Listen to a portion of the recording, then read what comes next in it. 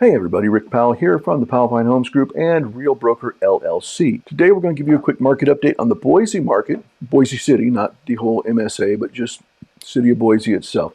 We're going to talk about what's going on a 7-day window as well as a rolling 90-day window. Most of the data came from the MLS, but this is a subscription service we pay for, so they actually capture everything that goes to the assessor's office in addition to the MLS, and it's more real-time data. We're looking at the last 5 to 7 days in what they call the 7-day shot, and then we also have the rolling 90-day average on everything as well. Without further ado, here we go. All right, so in the Boise market, we're talking single-family homes now, ignoring condos and townhomes for right now. Over here on the left, we're talking about the Market Action Index. How is the market? As we talk about in all our videos, when you ask us how the market is, we're going to ask you if you're looking to buy, sell, or invest, because there's a different answer for each one. In Boise, they're at a 49, which is a pretty strong seller's market. And if you look down below, last month they were probably at 46 or 47.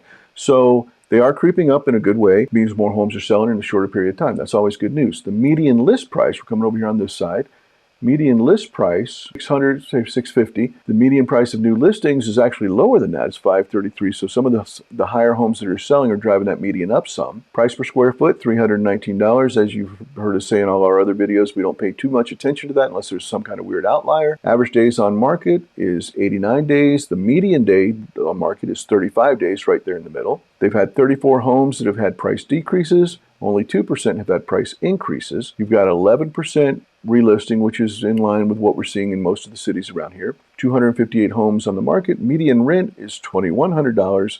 And the Market Action Index, as we just spoke about, is 49. Again, just a refresher, when they say market segments, they basically take all the homes for sale in the market and they break it into 25% quarters. So you've got the lowest price as a median of $425. The next 25% has $575. $775 for the top or the third quartile, and then the fourth most expensive quartile is at $1.437, which is pretty healthy. I like that. All right, so let's talk about the median list price. What's going on with that? This is back in 2018. The solid line is a rolling 90-day average, and then the dotted line is the rolling 7-day average. So you see a lot more volatility in the 7-day because things pop up and down all over the place.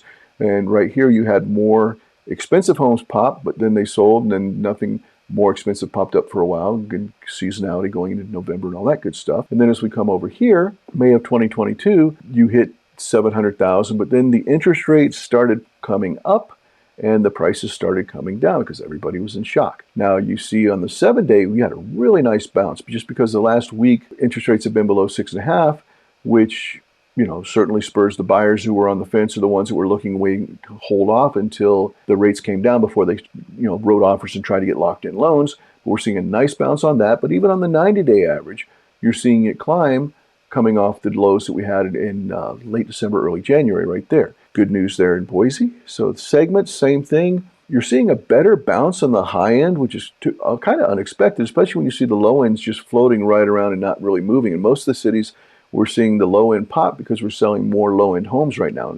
Not that $400,000 is a low-end house, but in this market, that's the more affordable side of things. So you're seeing a bounce in the third quartile and the fourth quartile, which are the most expensive, but it's staying relatively plateaued flat for the lowest two, which is, again, interesting, but it is what it is. Price per square foot, we don't pay a lot of attention to that, but that's coming up, but that's a function of having a lot more expensive homes driving that. Inventory, same story we've had in every other town.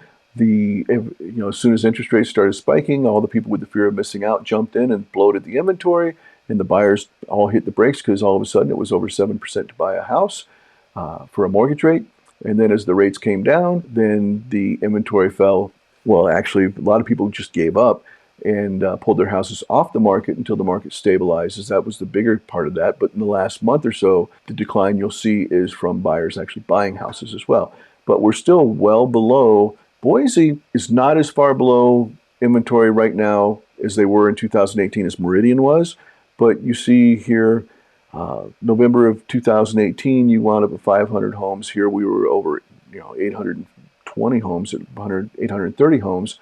But now we're back down to about 380. So if you look at April, May of 2018, they were still a little bit higher than we are right now. But, Boise probably also built, I know the whole county built somewhere around 16,000 homes between 2018 and 2022. I don't remember how many were actually in the city of Boise, so apologize for that. But I mean, we added a lot of homes. So when you consider all the new homes in Ada County, and particularly in the city of Boise, inventory is still low. Market Action Index, we talked about that already. The segments, same thing. The lowest two segments have the greatest demand spike right there.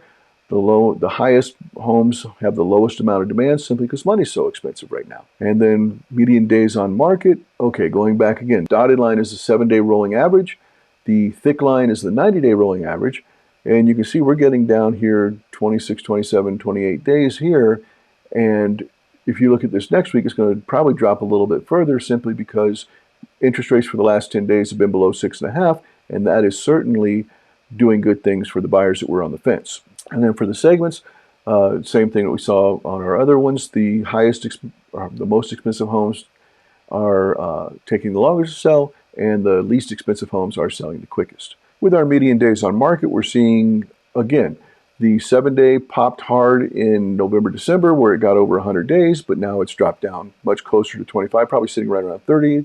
And the rolling 90 days is much closer to 70, probably 70, 71, 72 in there. Both of these are going to drop with the last 10 days having mortgage rates below 6.5. The buyers are getting back in the market. We still view this as a very good thing. Thank you for watching. We always appreciate it. Should you have any questions on this, you can drop a comment below or reach out to us. I will be happy to answer your questions. Thank you for watching. We'll see you again next week. Take care.